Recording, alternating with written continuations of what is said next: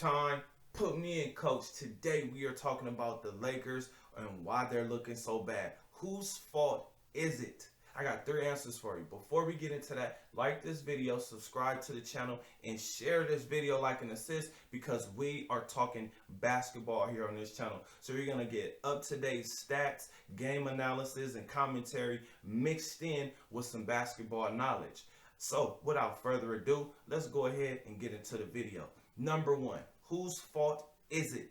Number 1, LeBron James. Why? Because he is and should be the primary decision maker. He has 4 of them things. He got 4 championship rings to prove that point. Stay tuned. A lot more talking points. Number 2, Frank Vogel. You have 6 Hall of Famers who all do different things outside of your big 3.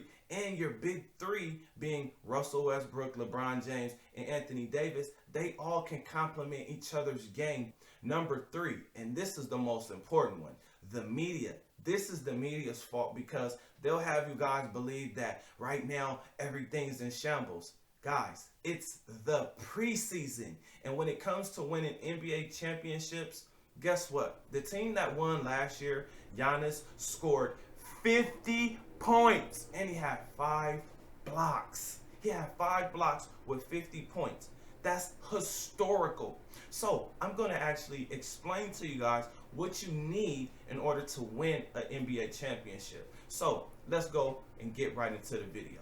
Number 1, this is LeBron James' fault for a few reasons. Number 1, he is the primary decision maker. He should be the point guard.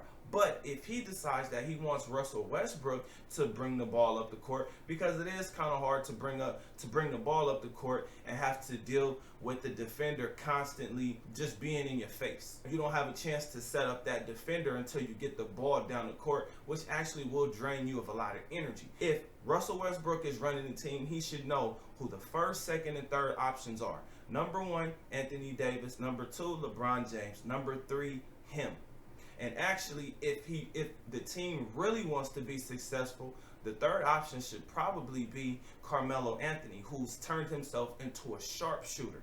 If LeBron James decides that he wants to break Kareem Abdul-Jabbar's all-time scoring record, which would be amazing because he would be doing it in a Laker uniform, he still needs Russell Westbrook on board with him and knowing and understanding that Anthony Davis is the first option. So that's something that everybody needs to be clear on, mainly because we compare him a lot to Giannis, and a lot of people say that Anthony Davis is better than Giannis. Skill-wise, he is better, but energy and effort, Giannis got him. Number 2, Frank Vogel. This is Frank Vogel's fault for a number of reasons. Number 1, he has 6 Hall of Famers who all do different things. Anthony Davis, LeBron James, Russell Westbrook, they have an all-around game. But the way that they can complement each other is you can put almost any of those 3 guys in a pick and roll situation and have a mismatch. With Russell Westbrook, you're going to have some type of speed advantage. With LeBron, you're going to have some type of strength advantage. And then with Anthony Davis, you're going to have some type of skill advantage. So all 3 of those guys can actually complement each other. Now, on the pick and roll, you can have LeBron or Westbrook cutting to the basket on the weak side, throwing it up for a lob. Or you can pass it off to a Carmelo Anthony or a Malik Monk or a Kent Bazemore. There's options on this team.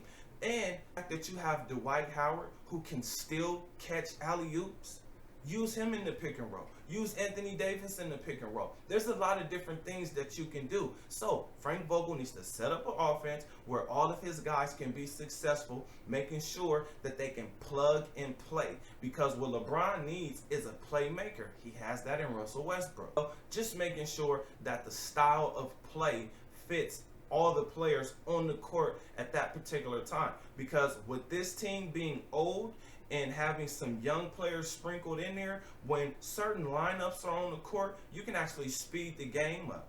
When certain players are in the game, you may have to slow the game down. So making sure he understands that is very key. He's the coach. He should know that. He should have a few different strategies going into a game because you have an offensive strategy and a defensive strategy. So we're going to see throughout the year what he does with this team. And then number 3, the media. The media is making everybody believe, oh, these guys are old. They can't do anything. I'm here to tell you, LeBron James is old, but he's in his 19th season, and he's still in the top 3. When it comes to conversating about who's the best player in the game, LeBron James is still in the top 3 in his 19th season. That's pretty historical in itself. Everybody is spoiled by Michael Jordan because he has 6 rings. But LeBron James has been to the NBA Finals 10 times.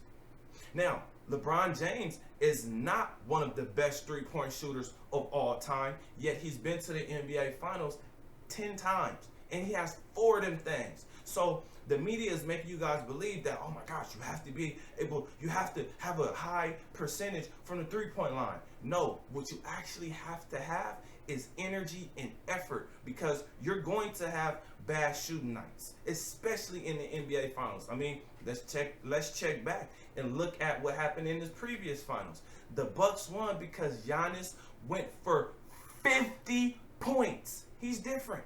He's different. He did a lot from the free throw line, but he did that. Also, he had over 10 rebounds with 5 blocks, which means he was always around the basket, which means he knew his role, and he brought the most energy and the most effort he could possibly bring. You don't have to actually have the highest percentage. You just have to have guys who can actually make three-point shots. But even if they don't, they need energy and effort on the defensive side, so that way they can at least stop the other team from scoring. That's what you actually need. So you pair intelligence with energy and effort. That's the recipe to a winning team. I want to thank you guys for tuning in.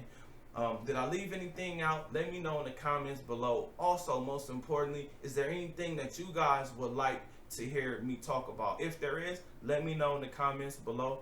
Other than that, don't forget to like this video, share it. Let's get this around. I have a goal of making it to 100 subscribers. 100 subscribers before my birthday, which is Halloween. So help me get there. Help me get there, guys.